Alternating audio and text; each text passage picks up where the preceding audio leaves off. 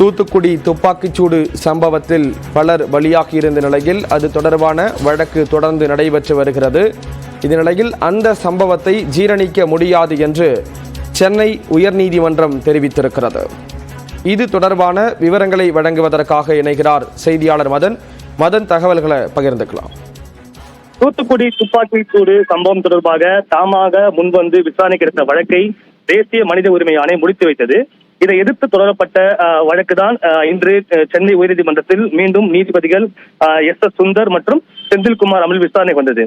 அப்போது ஏற்கனவே நீதிமன்றம் உத்தரவு பிறப்பித்தபடி காவல்துறை மற்றும் வருவாய்த்துறை அதிகாரியுடைய அந்த சம்பவத்தில் சம்பந்தப்பட்ட காவல்துறை மற்றும் வருவாய்த்துறை அதிகாரியுடைய அந்த சொத்து விவரங்களை சேகரிப்பு தொடர்பாக அறிக்கை தாக்கல் செய்ய மேலும் 3 மாத கால அவகாசம் வழங்க வேண்டும் என தமிழக தரப்பில் ஒரு கோரிக்கை வைக்கப்பட்டது. இதை நீதிபதி ஏற்றுக்கொண்டார்கள்.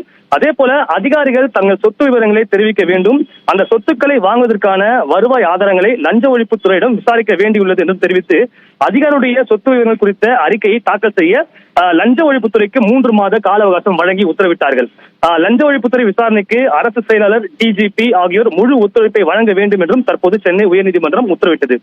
சிபிஐ விசாரணை ஏற்றுக்கொள்ளத்தக்கதல்ல இல்லை என்றும் தெரிவித்த நீதிபதிகள் லஞ்ச ஒழிப்புத்துறையின் விசாரணை நியாயமாக நடத்தப்பட வேண்டும் என்றும் தெரிவித்தார்கள். குறிப்பாக உயிருக்கு பயந்து ஓடிய மக்கள் மீது துப்பாக்கிச்சூடு நடத்தியதை ஜீரணித்துக் கொள்ள முடியாது என்றும் இதுபோல் இதற்கு முன் கேள்விப்பட்டது என்றும் தெரிவித்தார்கள். அதே போல எதிர்காலத்தில் இது போன்ற சம்பவங்கள் நடக்கக்கூடாது என்பதற்காகவே இந்த ஒரு வழக்கை தாங்கள் விசாரணைக்கு எடுத்துக் கொள்வதாகவும் என்று சென்னை உயர்நீதிமன்றம் தெரிவித்தது. பாதிக்கப்பட்டவர்களுக்கு இழப்பீடு கொடுத்த வழக்கை முடித்து வைத்தது எப்படி நியாயம் என்று கேள்வி எழுப்பிய உயர்நீதிமன்றம் காவல்துறையினர் தங்களுடைய தவறை உணர வேண்டும் என்றும் தெரிவித்து இந்த வழக்கு விசாரணை மீண்டும் தள்ளி வைக்கப்பட்டுள்ளது. தகவல்களை வழங்கியதற்கு நன்றி மதன்.